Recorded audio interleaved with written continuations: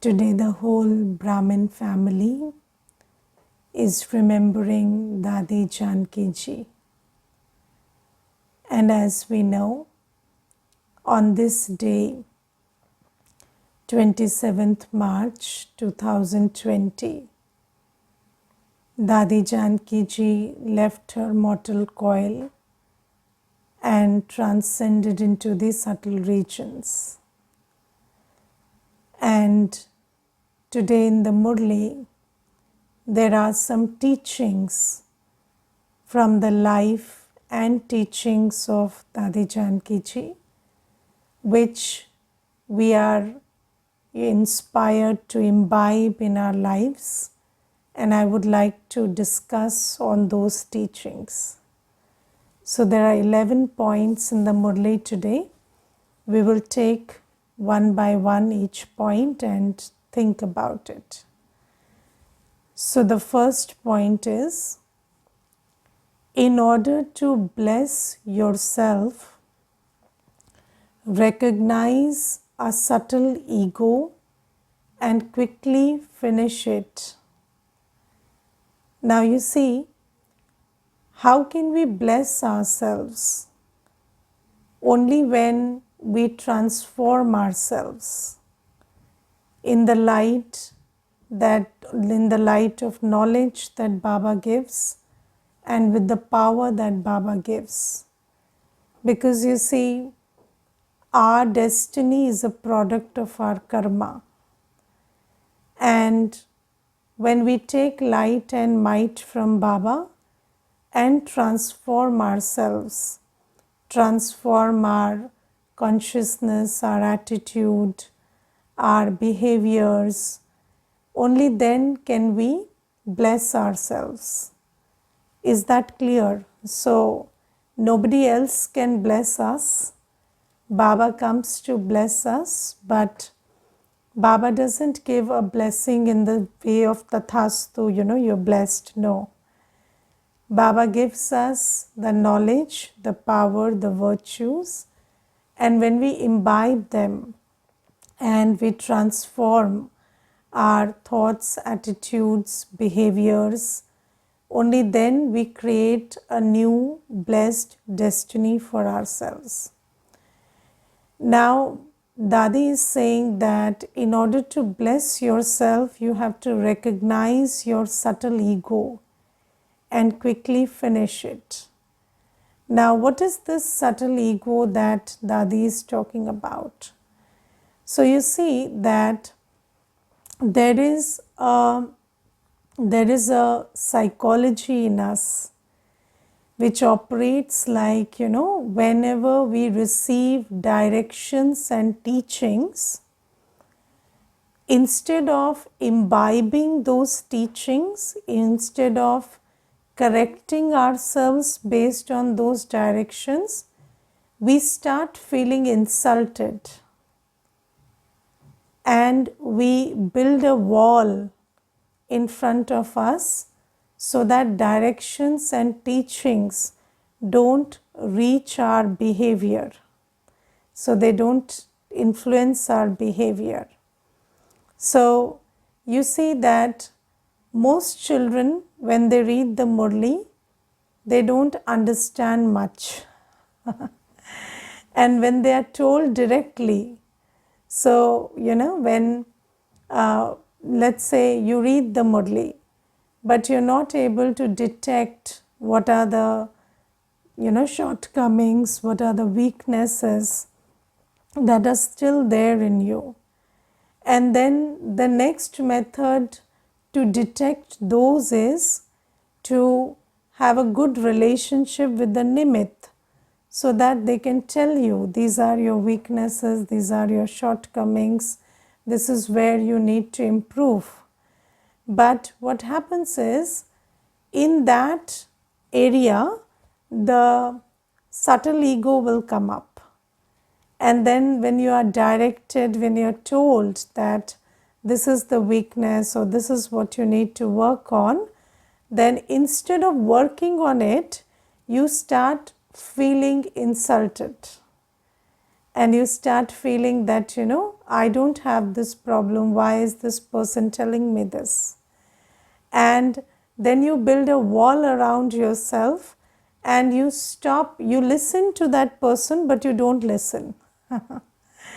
And then what happens is, when this happens, then slowly, gradually, that person will also stop telling you, because they also detect that, this one is not listening. So in all this exercise, what happens is, your own ability to transform is reduced. Yes, and this is a very subtle form of ego, where an ego makes you feel insulted. Yes, ego, the beautiful, the very interesting aspect of ego is, ego makes you feel insulted. Ego makes you feel that somebody put you down. And when you are in Swaman, you know that nobody can put you down. So whatever somebody is saying, you check that objectively. So when you are in Swaman, then you, with all your heart and ears open, you listen to what the other person is saying and you check it properly, check it objectively, and take whatever is there in their directions for improvement. But when there is subtle ego, then what you do is, even without checking whether what the other person is saying is true or not, you just dismiss it, disregard it, because there is this phenomena of feeling insulted coming up. So this is something. Now, I also want to tell you here that one thing is, when somebody gives you a direction, you must check it and you must see, what needs to be applied, what is true. And another thing is, sometimes, that direction might really be coming from a wrong place. Maybe somebody is really trying to put you down, or somebody is really trying to, sabotage something. So in those cases also you have to check. But the first thing is, you have to check, where is this coming from? If there is subtle ego, then without checking you just reject. And this subtle ego stops you from your own improvement. So this is something that Dadi Janki is pointing out, and it is very, very important. And when you finish that subtle ego, only then you, with humility, you are able to learn. You see, learning requires humility. Where there is ego, you can't learn, you can't progress. And I'll tell you one thing. There was this one sister, and she was living with a senior sister, and she's lived with that senior sister for around 10-12 years. And when she and then she left that sister, and later she only spoke ill about her, she only spoke about her shortcomings. But the thing is, the senior sister was very, very good. So she was a good sevadhari, and she's a right hand of Baba. And I asked that sister, that younger sister, you stayed with her for 12 years and you didn't learn anything. You only learned, the bad in her. And okay, she might be having weaknesses. Everybody has weaknesses. Nobody is perfect. But didn't you learn anything good from her?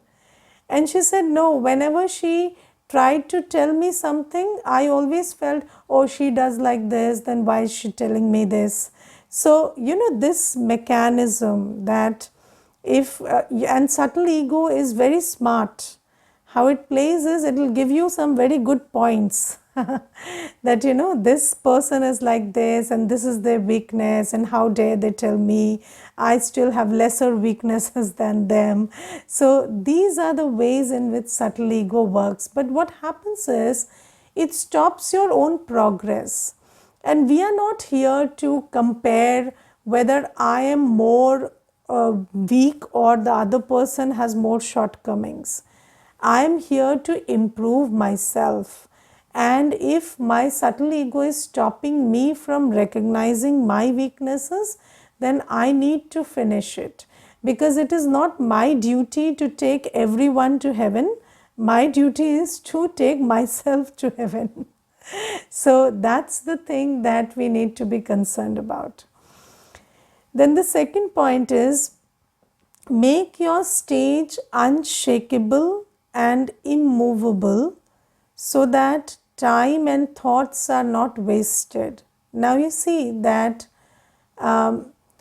it is not like Brahmins, they so whenever situations come or things happen, then Brahmins get shaken up. So there is a little turbulence inside, and then they spend a lot of time and thought and spiritual energy coming back to a place of again stability.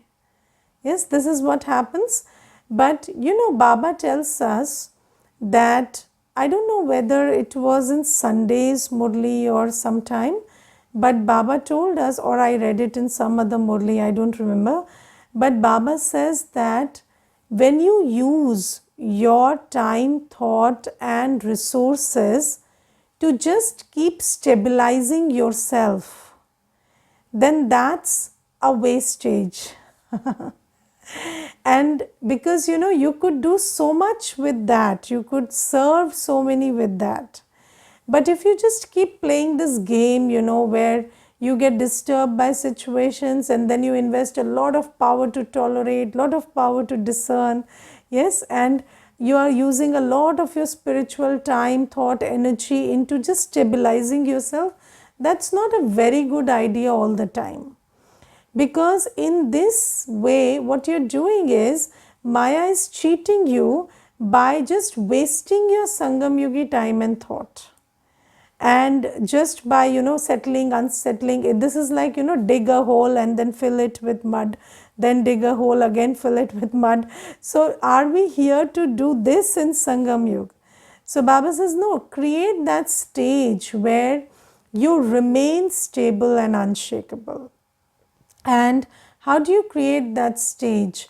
When you are in remembrance of Baba, when you are yukti yukt, yog yukt, when you are in awareness, when you have your virtues and powers, in an emerged state, then nothing will affect you. Because if it affects you, then you have to spend time, thought, and energy cleaning it up. So this is very important. And you see, most Brahmins are doing this. You don't create a stage for yourself and then you keep wasting your Sangam Yugi time, thought, and energy, which could be used for world seva in this trivial affair. So this is something. Then the third point is, in order to remove the sorrow and suffering of the world, become innocent and sweet and give sustenance like a mother. Now you see, the world needs, the world needs love, and the world needs to be taught with love, to be sustained with love. And Baba says that, okay, you're becoming knowledgeful, you're becoming powerful, but also become sweet and innocent. Because you see, when even Gyan is given through a sweet and innocent personality, then it is very easy to receive. And there is a reason why Baba chose mothers for his task. Because you see, when the female, a soul in a female body is conditioned to be sweet and innocent. So, when it comes from that place, then even Gyan or strict directions also are very much received, received with love and received with appreciation. So have that motherly personality. It's very important. And you see, we have the example of Mother Teresa in the world. And everybody says that's mother. So that word mother and the love and the sweetness and the innocence that comes with that word is very important. So Baba says you have to be, and not just one mother, but here Baba is creating so many children, even brothers who are in male bodies. The attitude should be that of a mother. So you see, Brahma Baba had that motherly attitude. Brahma Baba had that innocence and that sweetness that allowed every child to open their hearts towards Baba. So that is very important. So we have to create this personality of a mother, although it has to be a balance of knowledge and love, or love and law. But in that balance, love shouldn't stay behind. So this is there. Fourth point is, by thinking, speaking and worrying too much, your energy is spent. So stay in silence and accumulate energy. So you see, we come from a world which is all doing, yes. So we are spiritual doers, right? But Baba says, so the world doesn't know how to not do and just be. So, but Baba teaches us being. Baba teaches us how to be and how to not do. So, Baba says that, even thinking or worrying or speaking, all the actions that you're performing, they are discharging you. Because whenever you come into action, you lose energy. But Baba says that just be, stay in silence, connect your buddhi to Baba and accumulate energy. And this is just such a wonderful method, because the world doesn't know that you can sit in silence and accumulate energy. And I remember, whenever children come for course, newcomers, they come for course, they would say, what do we have to do here, or what is the technique here? And then I tell them, you don't have to do anything. You have to stop doing everything. And you have to just be the soul that you are, and be in remembrance of Baba, who is your parent, and be in awareness of your virtues. But that stage of being is something that Baba teaches us.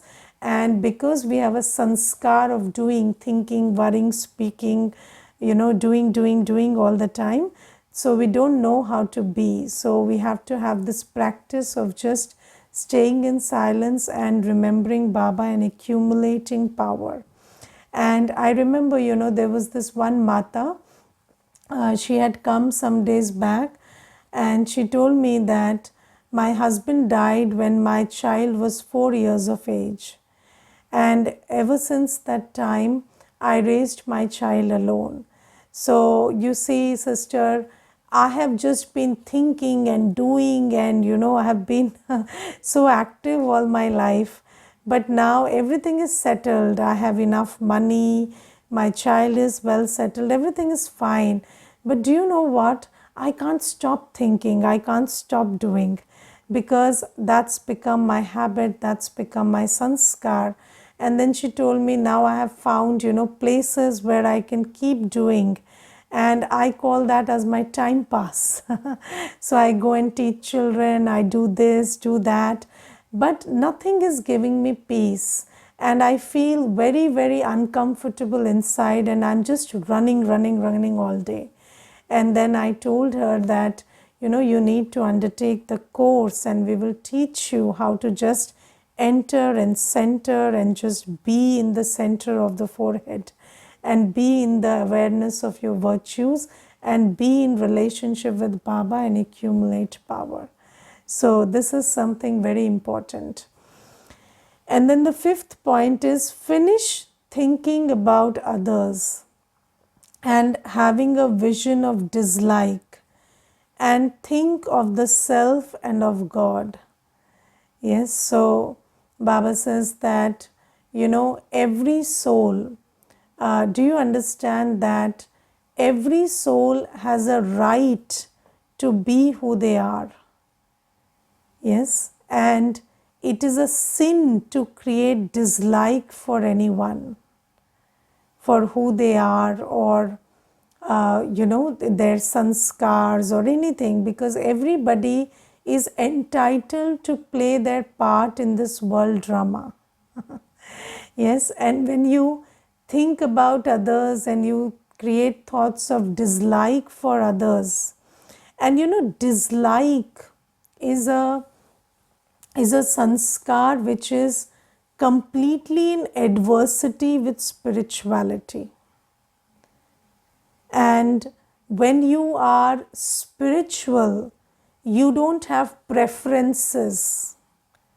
This language that I like this, I don't like that, doesn't exist in the spiritual realm, because you are nobody to like or dislike the creation. So you see, it is what it is, and everyone and everything is supposed to be the way they are. And you are nobody to create thoughts of dislike. And it starts with little things. I don't like tea, I like coffee. I don't like mangoes, I like bananas. Or I don't like the cold weather, I like warm weather. Or so when you start doing this with situations, with food, with other stuff, slowly, gradually you start, that becomes a habit, and then you start doing it with people. I don't like this person and that person. Who asked you for your opinion? Nobody asked you. Whether you like them or not like them, they are existing in their own right. So who are you to not like them, or who are you to dislike them? So that's something that we should stop doing. And Baba says, in order to change that sanskar, you need something new. So think about yourself and about Baba. So thinking about what is predestined. So everyone and everything is predestined. So why do you have to spend thoughts on them? Or why do you have to spend thoughts of dislike on them? So just start thinking about yourself and about Baba. And that is how you will break that sanskar, because in order to break an already established sanskar, you need something new. So this is Baba's key that Baba gives, that do Swachintan and Prabhu Chintan, and that will relieve you of Parchintan. Okay, so this is the key.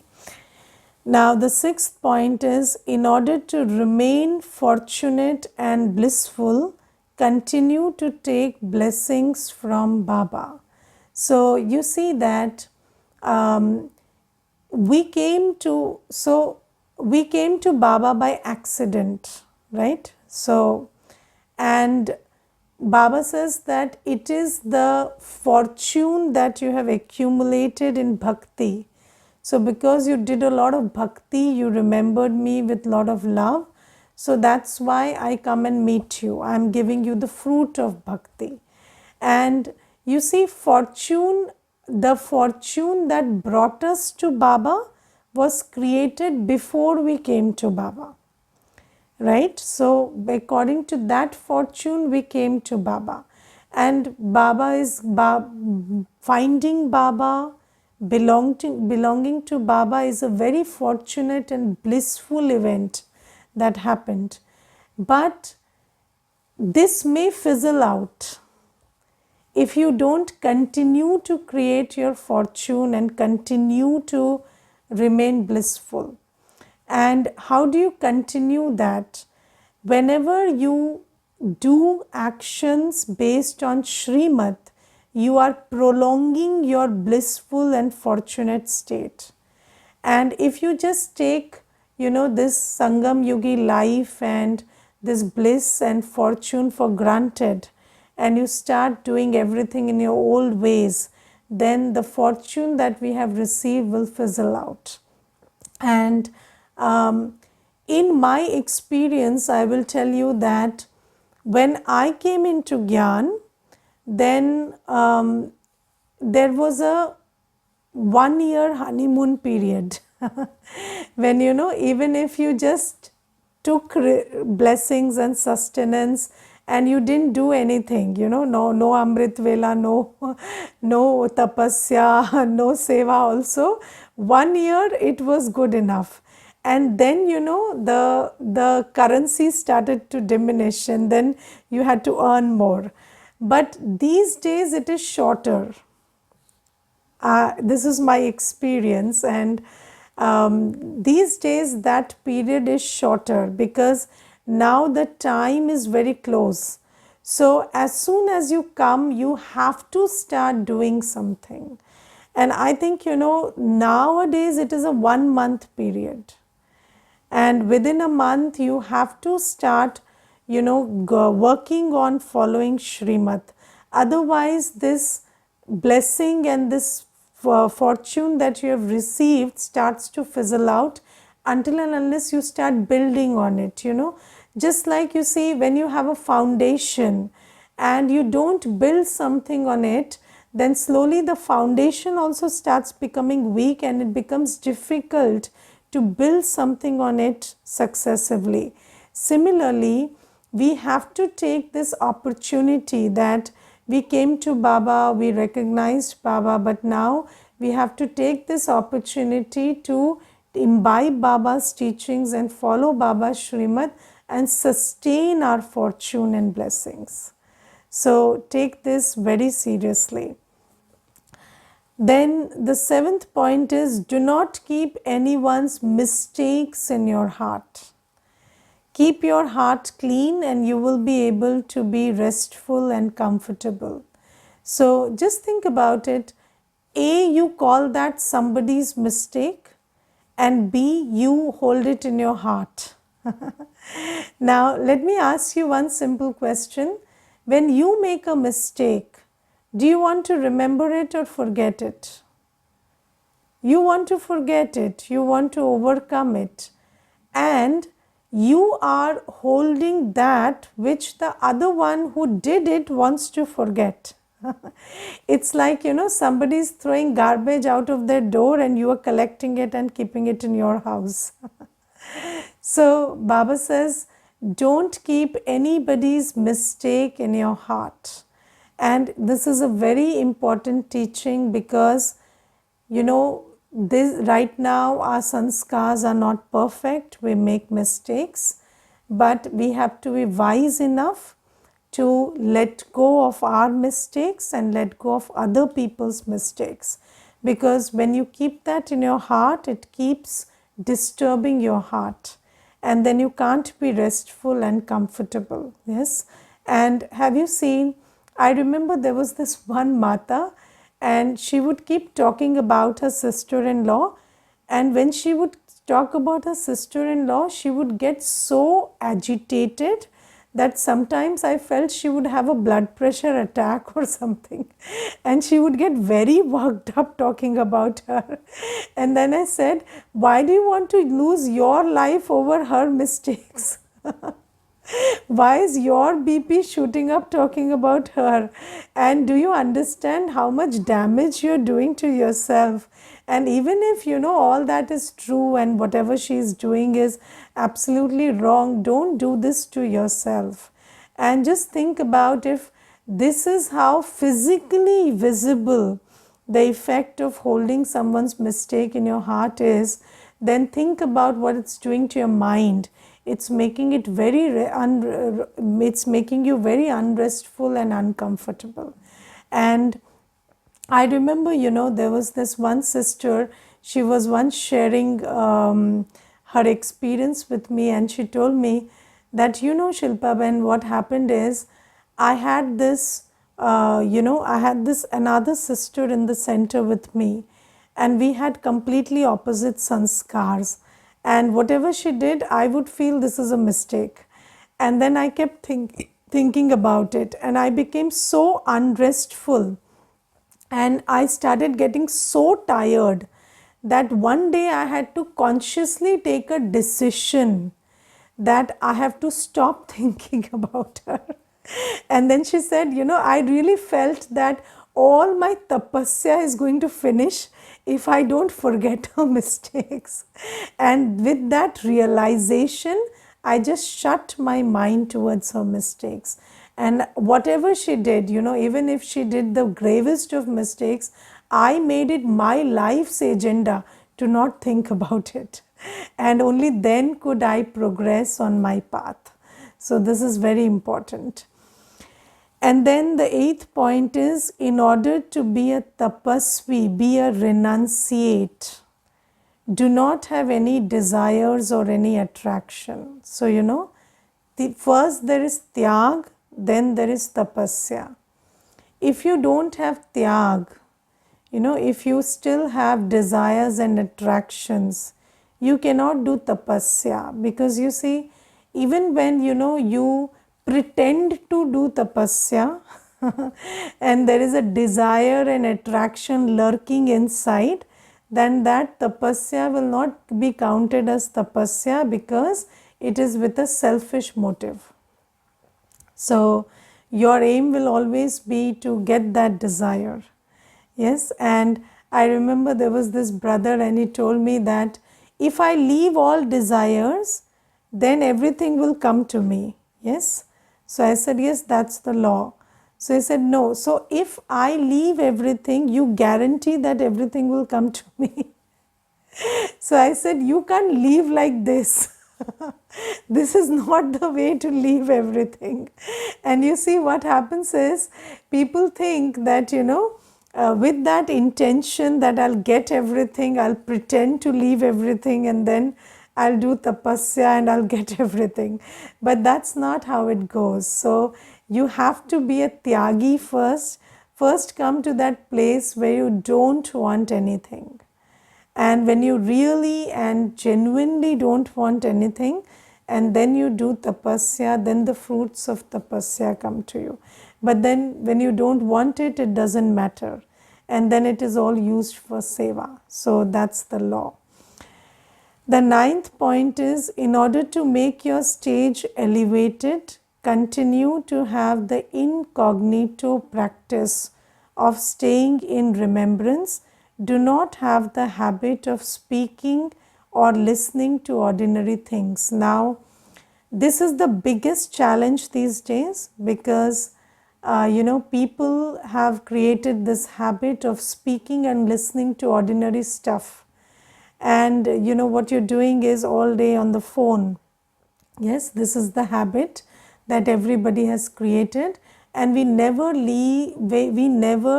leave our ears closed. We never leave our eyes closed. We are always watching, listening, and the excuse we give it is it is not harmful. And then one sister was telling me, Didi, I don't watch news because it is harmful. Nowadays I only watch reels, comic reels, and they are not harmful. They make me very happy, and the nature of the soul is happy. So I'm doing that. So, so that's not how it works. And Baba says that in order to make your stage elevated, you have to have the incognito practice of staying in remembrance. So internally, you have to just maintain that, that tar, that continuous cord of remembrance, and listening and speaking unnecessarily. Only what is necessary you listen to and speak. Otherwise, you stay introverted and practice remembering Baba. This is the most important dharana in these times. 10th point is, with your satoguni drishti and with your satoguni interaction, bring your perfection close. So Baba says that, when children are little, what do? If they want to be a doctor, they put on a white cloth, the white, apron, and take a stethoscope and keep checking everybody's pulse. So Baba says, now you also start practicing what you have to become. So see like you would see in Satyug, and behave and come into interaction like you would come into interaction in Satyug.